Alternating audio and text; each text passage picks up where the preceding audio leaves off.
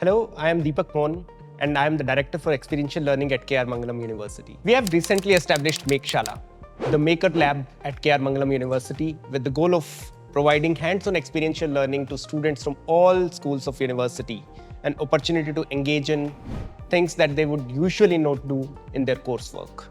We are doing this through three modes. One is the credit courses, two is workshop, but also self-directed learning, where people will engage independently in projects and experiential learning. The idea is to provide an opportunity to non-engineers to get into tangential direction. When I say tangential, it means something completely unrelated to their degree programs. For the engineers, definitely there will be some content which is directly related to their courses, their degree programs, but they can also engage in non-degree program related workshops or hands-on learning. Let's say an engineer who is doing computer sciences, AI/ML, engaging in woodworking or metal crafting. These are the things that we are trying to do at this experimental space called Shala. The goal is to engage the students from all schools of university in hands-on experiential learning. So within a university, most of the time students learn within the classrooms. The professor is teaching, lecturing, and the students are sitting passively engaging with the content. As opposed to this, experiential learning puts the focus on the experiences as the center of learning, where the student does something or is brought into a context which is real world, and they then are made to reflect on that experience. Through that reflection, the theory learning happens. So this is what an experiential learning is. Why does that matter? Or what is the benefit of experiential learning for students? The students will remember things better. They will understand things better in context, and they will be able to apply the learnings to diverse context as opposed to just theory and examination. One of the things that we in India have is we have access to cheap labor. Because of that, if something breaks down in our homes, we call someone to repair it. This is not so in the West, where there is a lot of garage culture. People work with tools, people repair their own electrical wirings, or they are able to repair their plumbing systems.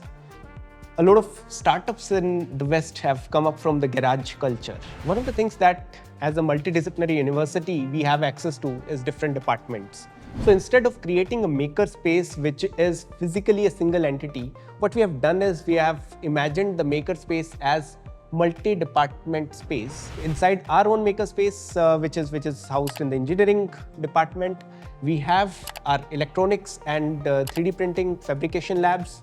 We have woodworking studios. We have tools for metal working. We also have certain stations where, let's say, the students can come and do Arduino. Finally, we also have access to journalism, where students who want to learn photography or videography or video editing, they can do that. Or maybe we have a school of hotel management, where students can learn to bake or cook. And these are students from different departments, different schools of the university. Hence, that's how we have these multiple zones spread across different schools as opposed to being a single entity. So we are utilizing the existing resources and making them accessible to all departments. No, this space is designed primarily for students, but we are planning to engage with not just faculty members and faculty members from all the schools of the university, but also the staff members or external people. Let's say one of the workshops that we have done is for school students to begin with, but we will also be working with industry professionals who want to build something or learn something new. The space will be open to them. We will also be opening the space to people who want to use the equipment that is there to build or fabricate something. Maybe they are startup entrepreneurs who are trying to fabricate and build a new model, and they can utilize our existing facilities. We are bringing in these students to the Maker Lab during their first year. So effectively, they will have at least 2 to 3 years, depending on their degree, where they can come back to the Maker Lab and build something using the skills that they have learned. The best thing is that we are directly connected with Foundry, which is the startup ecosystem at Mangalam University. If a student has an idea where they want to build a product-based startup and they want to incubate it, so they can directly learn those skills, operate the machines independently, work on their product, and launch it through Foundry, get it incubated through the Foundry.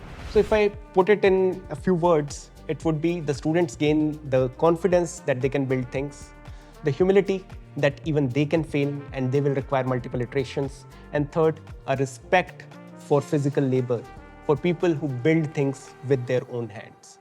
So that is what the maker mindset is all about.